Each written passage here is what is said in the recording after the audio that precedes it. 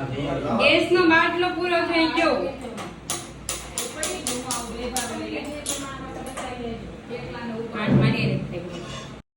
ये बड़ी अच्छी बात कही आप. જય માતાજી મિત્રો, સ્વાગત છે તમારા બધાનું મારા બ્લોગમાં. અને આજે પણ આપણે દિવસની શરૂઆત કરી દીધી ચા પીને. આપણે છત ઉપર આટો મારી લીધો ને ત્યાંથી આપણે સરગવા દેખાણો તો વિચાર એક જ મનમાં આવે કે આજે સરગવામાંથી પાન તોડવાના છે, ફૂલ તોડવાના છે કે પછી શીંગો લેવાની છે. મહેમાનને ટાટા બાય બાય કરીને આપણે મસ્તી કરતા કરતા સાચે સરગવાની શીંગો તોડી લીધી. આ જગ્યાએ રોજ મારા મમ્મી મને ચડવા ના પડે છે ને તો હું આવી જઈશું, કારણ કે તો હું પડીને તાટિયા ભાંગી જાય ને તો મને કોઈ દવાખાને નથી લઈ જવાનું કહી જઈશ. હું ઘરે આવીને ત્યાં મારા મમ્મી બધા વિન્ડો સાફ કરતા હતા. કાચની બારી જેટલી નાખવી સહેલી છે ને એટલી જ એને સાફ કરી બહુ અઘરી છે ગઈ. ચા પીવાનું બંધ કરવું છે પણ મારા મમ્મી ભૂલવા જ નથી, કેમ કે જ્યાં આપણે બેઠા ને ત્યાં આવીને ચા આપી જાય આપણને. આજે આપણે સાંજની રસોઈમાં મમ્મીએ મગની દાળ બનાવવાનું કહી દીધું હતું, પણ એ તો આપણે બનાવતા આવડતું નથી, પણ હવે જોયું છે બની જશે કે નહીં. ગરમ પાણીમાં મગની દાળ, લીલા મરચાના ટુકડા, હળદર, નિમક નાખીને કુકર કરી દીધું બંધ. આપણે દાળને બાફવા મૂકીને આપણે લસણ ફોલવાનું ચાલુ કરી દીધું. જો કે લસણ ફોલવાનું મને એટલો કંટાળો આવે, ઝીણું ઝીણું કામ કરું તો મને બિલકુલ બી ના ગમે. ઘરે મહેમાન આવી ગયા તો દાળ લસણ બધું સાઈડમાં મૂકીને પેલા તો મસ્ત ગરમ ગરમ ચા બનાવી નાખી બધા માટે. પણ હા, મેં પીધી નહોતી, કારણ કે હવે આપણું ચા વગર મગજ કામ કરતું બંધ પણ નથી થતું અને સિસ્ટમ હેંગ પણ નથી થતી, એટલે આપણે ચા પીવાની થતી નથી. એટલે પીવાની પણ થોડી થોડી. બધાને ચા પીને હું ફરી વાર આવી ગઈ કિચનમાં. પહેલા તો લસણની ઝીણી ઝીણી ટુકડી કરી નાખી, પછી દાળમાં બેસિક મસાલા નાખીને મિક્સ કરી નાખ્યા. દાળનો વઘાર ગેસ ઉપર મૂક્યો તો ગેસનો બાટલો જ પૂરો થઈ ગયો. પછી ખાલી બાટલા જોડે થોડીક મસ્તી કરીને પછી આપણે વઘાર કરી નાખ્યો દાળનો. દાળના વઘારમાં મેં કઈ જાજુ એડ નહોતું કર્યું. લસણની ટુકડી, મીઠા લીમડાના પાન અને રાઈ એટલું જ એડ કર્યું હતું, બીજું કાંઈ એડ નહોતું કર્યું. દાળ તો બનાવીને મેં ટેસ્ટ પણ કરી હતી, પહેલી વાર જ બનાવી હતી પણ મસ્ત બની હતી ગઈ. રસોઈ બનાવીને ફ્રી થઈ ગઈ પછી લીલા ધાણા અને લસણની ચટણી બનાવી નાખી. તો આવા જ મારા બ્લોગ જોવા માટે મને ફોલો કરી લ્યો. મળીએ નવા બ્લોગમાં નવી મોજ મસ્તી સાથે. લાઈક, શેર, સબસ્ક્રાઇબ કરવાનું ના ભૂલતા. Bye bye.